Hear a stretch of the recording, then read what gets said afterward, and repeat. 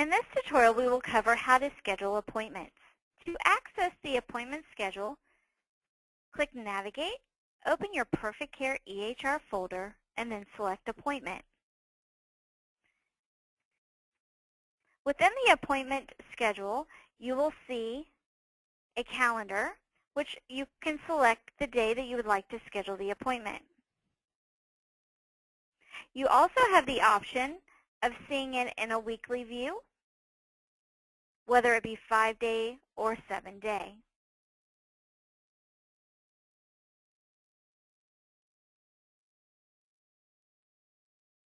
When in one-day view, you can see 2 schedules, or multiple schedules if you have additional providers on that day. If you only want to see one schedule, you can uncheck the schedule you do not want to see at the bottom left-hand corner of your screen. You can also change which schedule you would like to see. So right now, I'm in Family Practice Associates in the main location schedule called Office. But if I wanted to see the schedule at the Tampa location, I would select Tampa.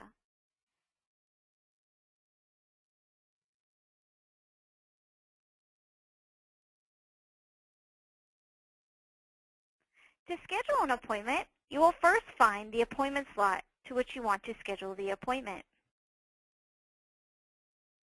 Once you've selected a slot, you will right-click on it, and then you have options New Appointment, which is for established patients that already have an account in Perfect Care, or New Appointment, New Patient. We will start with New Appointment, New Patient.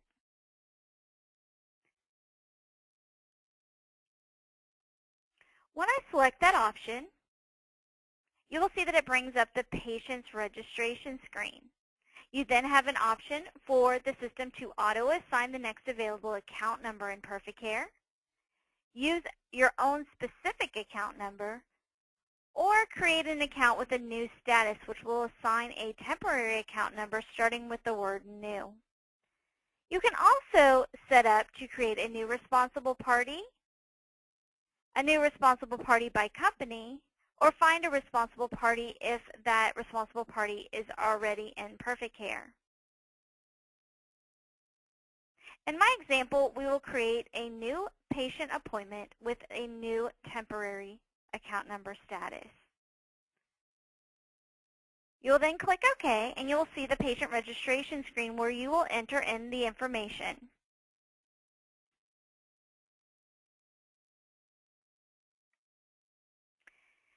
To make the appointment, you do not have to enter in all information. The information that you enter is up to you. So if you typically only get the patient's first and last name and telephone number, then you can just enter that information.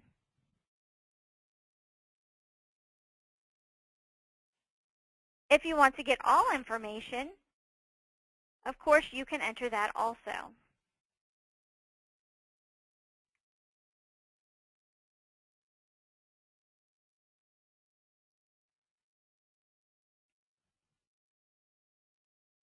Once you've completed entering the information on that patient, you will click Save. This will take you back to the appointment screen where you can enter in the patient's reason code, which will be the reason for the visit. You can search for a reason code by clicking the binoculars. You can type in the description or click Find to see all reason codes. I'm going to select the new patient reason code. At this time, you could save the appointment, and it will schedule on your appointment screen. You could also enter additional information, though, if you'd like. If you want to put the reason or message for the visit, you can enter that here under Message. This information will appear on the patient's charge slip. Appointment note is general information. This does not appear on any document that you print. It would just be informational only. If you would have entered the patient's insurance information and referring doctor in the registration screen, that would appear here. Approval number can be added here, but it will not carry over to the registration screen.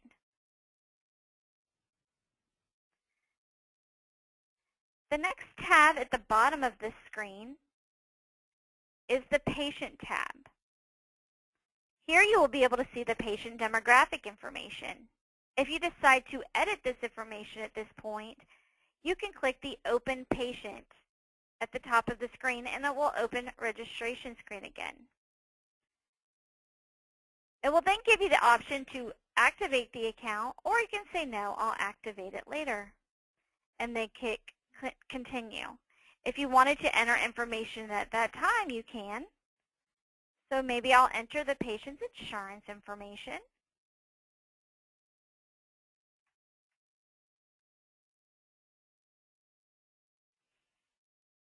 And if I have an authorization number, I could enter it here.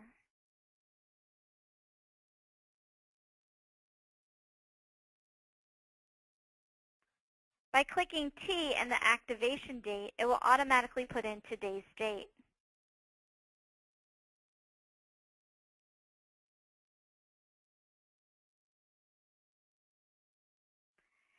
How many visits can be entered here. And once again, I will save it. The next tab at the bottom is Balance. This will show you if the patient has a balance on his account, whether it's from him, the patient, or from the insurance company. It'll show you the last visit, if the patient's on a budget, and collections, or has a credit on their account.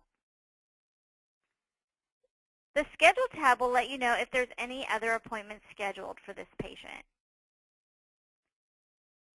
Canceled will give you a list of the visits patient has canceled in the past. And Waitlist allows you to put the patient on a waiting list. If you only select to add to waitlist, the patient will be put on the wait list until this appointment that you have scheduled. Therefore, you will get a pop-up letting you know that this patient would like to come sooner than their already scheduled appointment. If the patient wants to see a specific provider, you can select that provider here.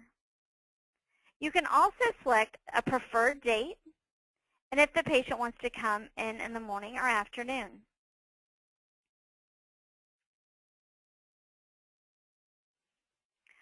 Once you are done with scheduling this appointment, Schedule and Close will put the patient's information on the appointment screen. If you need to edit anything, you can double-click on it, and it will bring the screen back up. From here, you have Actions, where you can confirm the appointment, cancel the appointment, reschedule it, reschedule later, putting it on the reschedule list, or collect the patient's copay. These options are also available when you right-click on the appointment.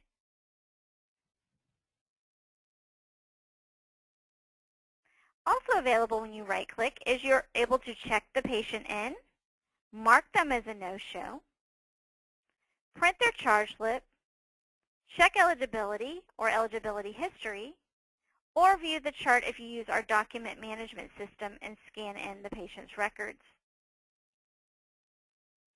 If I want to reschedule the appointment and select Reschedule, you will then see the appointment information move to the top left-hand corner of the screen. This is the original appointment information.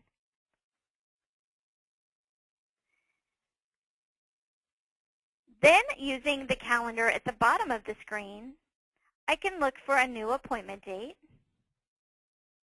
and select a date. If I then select 11 o'clock on September 4th, you will then see that information appear underneath the original appointment information. By clicking OK, it will move that appointment to the new appointment slot.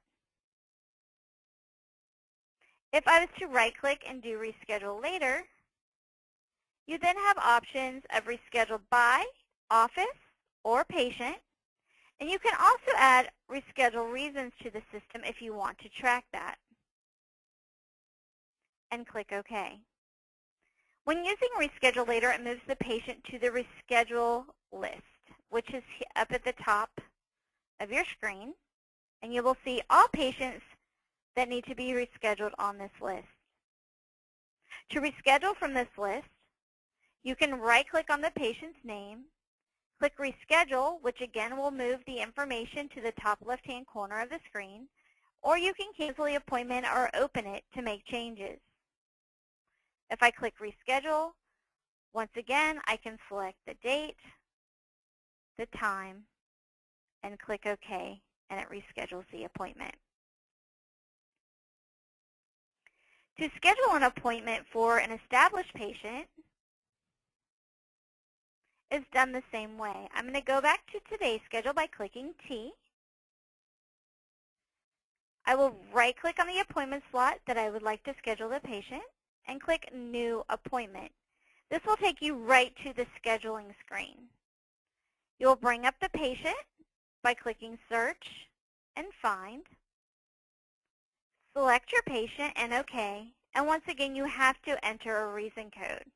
If you know the reason code, you can just type it in and click Tab or Enter.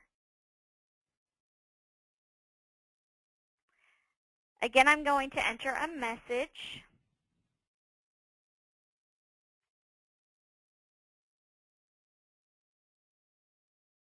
And if I want to see the patient's information, I can see that to confirm it. Check for a balance to see if they have any other scheduled appointments, canceled appointments, or to enter them on a waiting list. Also, I'm able to see that the patient has Blue Cross Blue Shield with a $15 copay. To schedule the appointment, I will do Schedule and Close.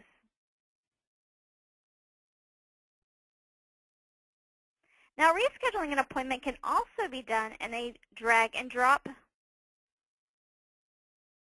by clicking on a multi-week view.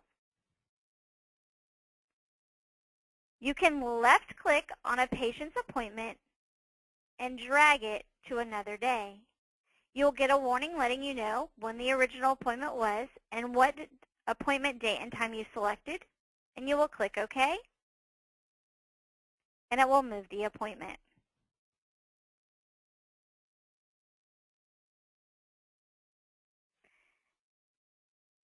When a patient calls or is checking out and the doctor would like to see the patient back in a week or time increments, you can enter in that information here. So I'm going to say that this patient needs to return in 2 months from today.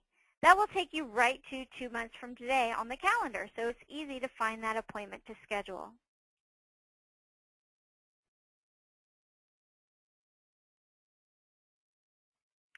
This concludes the tutorial on reviewing how to schedule appointments.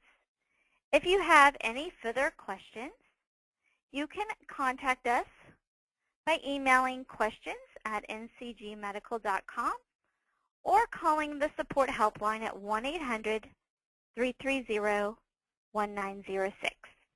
Thank you for your time.